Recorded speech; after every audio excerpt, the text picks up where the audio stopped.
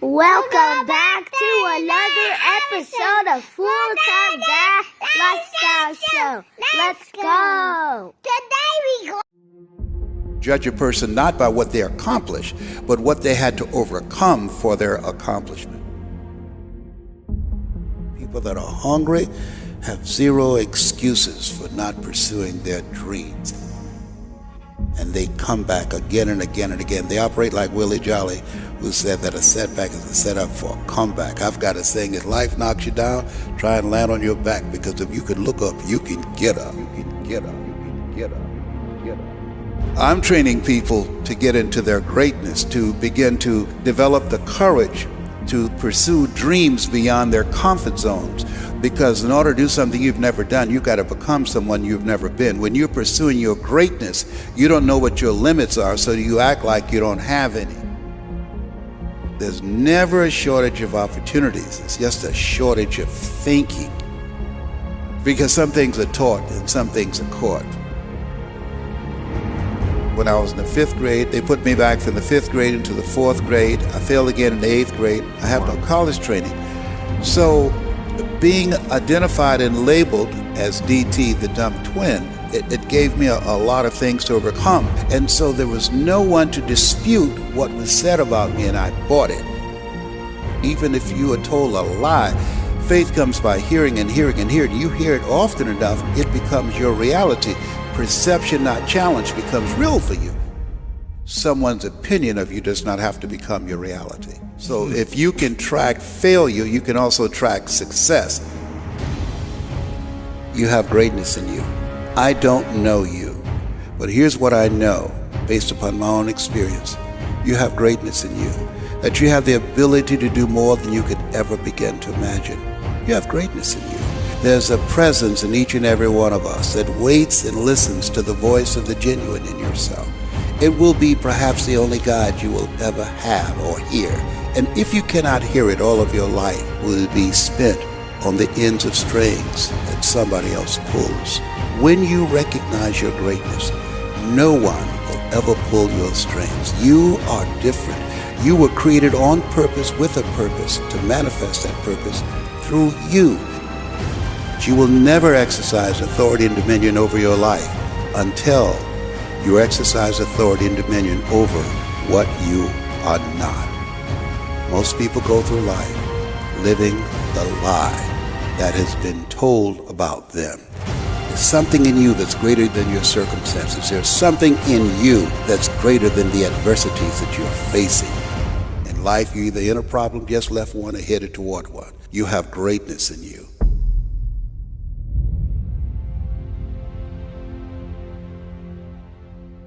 When you're pursuing your greatness, you live from a place of the willingness to live life courageously, to be willing to take chances, to become a risk taker, to make impact, to go beyond believing to knowing, to lean not unto your own understanding, to feel within yourself there's some cause, there's something that's bigger than me, but I'm never alone in facing this.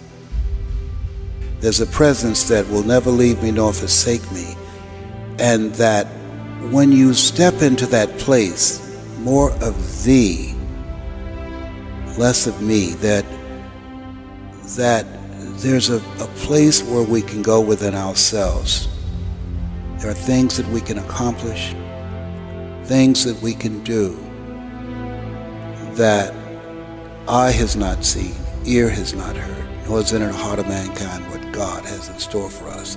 When we surrender life to me, when you're pursuing your greatness, you find something that you love, that you surrender to that something gives you life, and that you turn yourself over to that and allow yourself to be used by life. That, to me, is what greatness is. When I was diagnosed with prostate cancer and I was pondering about my life, am I going to beat this? And I was reading his words for comfort, and he said, the ideal situation for a man or woman to die is to have family members praying with them as they cross over. But imagine being on your deathbed and standing around your bed, the ghost of the dreams, the ideas, the abilities given to you by life, but you, for whatever reason, you never pursued those dreams.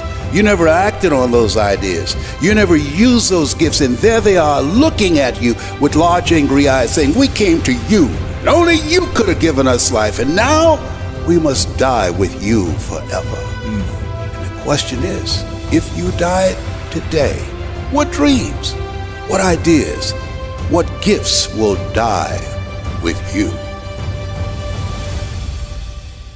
As I face inevitable death, what in the meaning and purpose of my life that will not be undone or destroyed when I'm gone?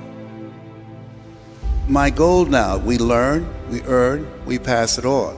We should be ashamed to die until we've made some major contribution to humankind.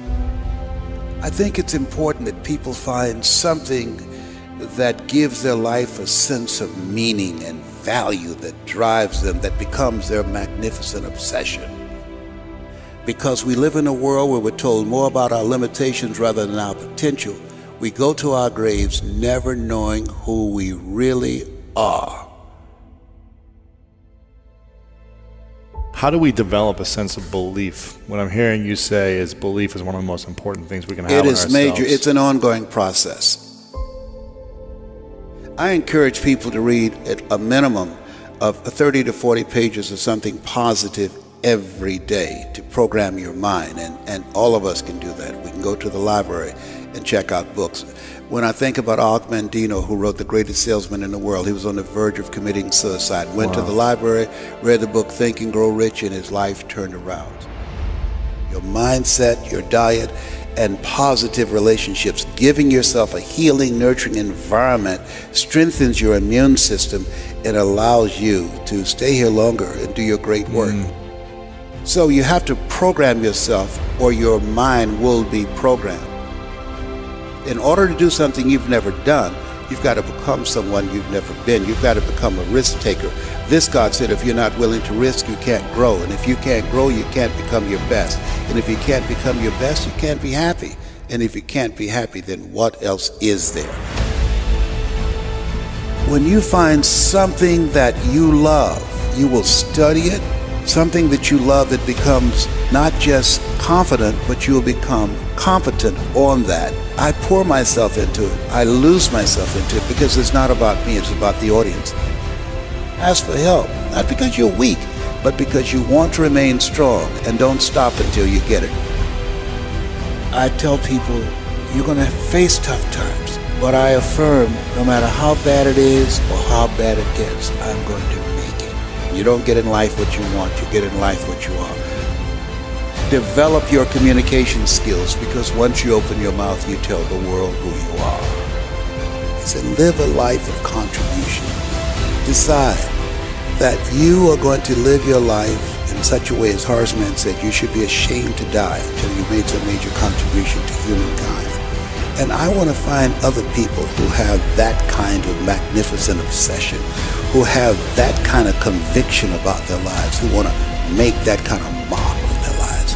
Can I, with the time that I have left, amplify and train and multiply voices of hope and create a better world? We'll have enough time to do that. And we all have an expiration date. So live your life from a place of love.